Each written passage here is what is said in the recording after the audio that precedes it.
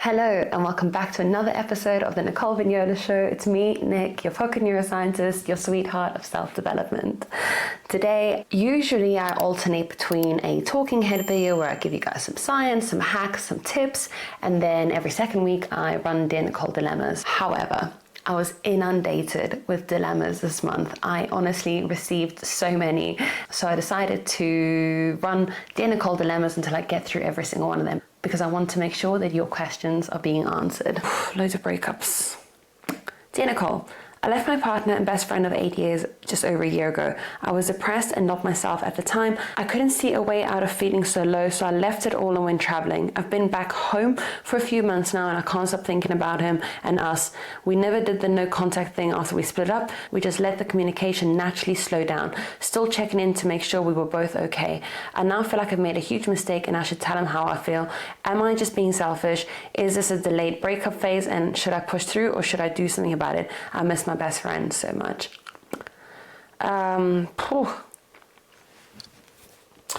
I get similar questions every single week, and I answered one last week that was pretty similar. What I would say is that your brain is holding on to familiarity. You've been home for a few months now, which means that you've had time to process it, to think about it, and all of the familiar cues are starting to set in again. The way that the brain works is through association. When you walk into your grandmother's house, the first thing you think is cookies or whatever it is that she normally cooks or bakes.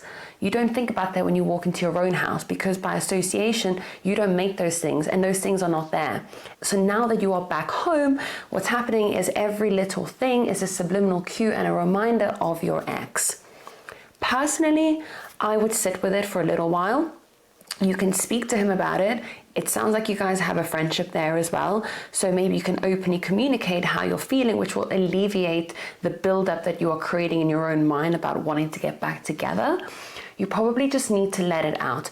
Maybe speak to a friend first, and then if it feels right, eventually you can also speak to your ex. I think that sometimes voicing ourselves like that can be selfish because you don't know where he's at, but he might be feeling the same way.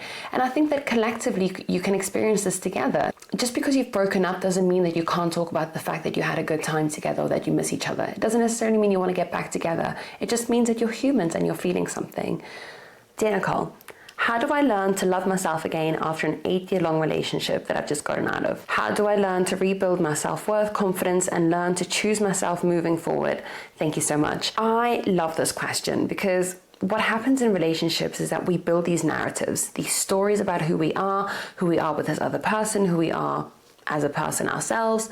And so when we leave those relationships, what I love is that we get to choose which parts of those stories you want to bring to your present. You can choose to carry on the narrative that is negative, that perpetuates that you're not good enough, or you can choose to take the best parts out of it and say, this is how I showed up in relationships. This is how I showed up for myself in relationships. And you get to bring that into a new part of your life. And then you get to build onto that. So a new narrative, a new story that says you are good enough, that you have confidence and that you can. Now, I talk a lot about this. I actually have a whole video on confidence. So I suggest that you go and look at that. I actually have a whole playlist now on my YouTube channel. I have top 5 hacks on how to build your confidence. So go and look at that because there are so many good hacks in there that teach you how to reclaim yourself. Dear Nicole, I'm leaving a comfortable but very stressful job. I know it'll be better for me, but I'm afraid of the criticism I'll get for leaving some people behind in times of so much stress. I was always a carer for others, but not for myself. I think that you're going to do great. I think that choosing yourself is the best act of self-love and love for others, because you can't take care of others unless you can take care of yourself. We have been programmed through society to believe that if we do things for ourselves, we are selfish. We say things like, I don't want to brag about what I've just done, but I just finished my PhD. And you're like, congratulate yourself. Give yourself a high five. I am advocating, I'm petitioning. I already said this in a previous video. I'm petitioning for public high fives. We need to do that more often because we really need to back ourselves up a little bit more. You will be fine. Don't worry about the criticism. If you're going to get criticized, that's on them, not on you. You. Choose how you want to show up for yourself and for other people, and love and abundance, it'll all follow, and the criticism will just form part of the background noise. You got to block it out. what's that kid? Do you remember that? Do you remember that Vine? Or that was that? I can't remember, but I don't know if you guys were around for that time. But it was this kid wearing these like spoons on his eyes, and he's like, "Hey, I'm sorry, I didn't see you there. I was too busy blocking out the haters." And I was just thinking of that kid sometimes. I'm like, I'm sorry I didn't see you there. I was too busy blocking out the haters. You guys like my American accent. Dear Nicole, I'm an incurable optimist. I love the world and can find beauty in a box of hair. I love that. I cry gratitude tears and celebrate the success of others and wish well on everyone, even if I disagree with them. I want to be friends with you. I'm kind, patient, and surrounded by meaningful relationships. I train hard and I'm super healthy, but I don't see my own worth. I struggle to be ambitious and confident in my work. I feel small and see everyone as this wild and powerful force, and then my internal dialogue around who I am and what I deserve is really quite ruthless and difficult for me to overcome. Sometimes I fear I'm keeping myself small and won't become the version of me I'm dreaming of being, and then I'll stagnate and backslide into old patterns of belief. How is it I can see so much good and love around me, but see myself as undeserving, unworthy, and useless? Thanks for all the beautiful work you do. You are so welcome. You're an inspiration and much needed guide for the lot. Proud of you. I'm proud of you too. Big love from a small town in Portugal. Oh, I don't know if you know this, but I live in Madeira. Big love from Madeira. Okay. I love that you asked this question. How is it that I can see so much good and love in everything around me, but see myself as undeserving, unworthy, and useless? We see the world as we are, not as it is. The way that we see the world is a reflection of what is going on inside of us. So you already have all of this within you. There's a disconnect between your mind and your body and the subconscious part of your brain and this conscious part of your brain that speaks. It sounds like there's a disconnect between that frontal cortex that speaks very voluminously and the default mode network, which is responsible for your internal mind wandering, and your subconscious brain.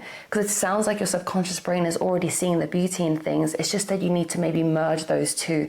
Now, I'm using this as a metaphor for this question. You don't actually merge them. But what I mean is that it sounds like you already see life in such a beautiful way, and that means there's a part of you that sees yourself like that. The question I would ask you is, can you reframe those thoughts? So in Rewire, I have an entire phase 1 that teaches you how to reframe those internal dialogues. Phase 2 helps you shift into this new narrative.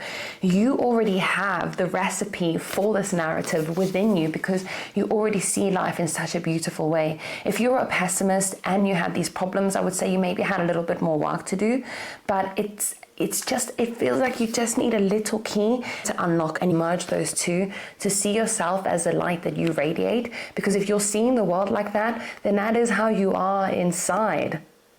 It's true, because we see the world as we are, not as it actually is. Everything we see is a perception of what is coming from the inside, because our brain creates our reality. If you're an optimist and you see beauty and gratitude in everything, then I can promise you, you're going to see yourself like that as well as soon as you find that key that's going to unlock that door. I definitely encourage you to read Rewire, because this is exactly why I wrote this book. I wrote this book for the people that berate themselves, that speak to themselves negatively, that have the story that no longer serves them. You are worthy. You are a rare creature because not many people see the good in others. Oh, I'd love for you to read the book if you haven't already, and then come back to me and let me know, because this is exactly why I wrote Rewire. Part 2 and 3, I've split this dilemma into part 1, 2, and 3 because there were so many questions. So stick with me because I've got a lot to get through. I appreciate you so much for being here. I appreciate you so much for asking these questions. I love connecting with you, and I actually learn a lot from you, so you're teaching me as well.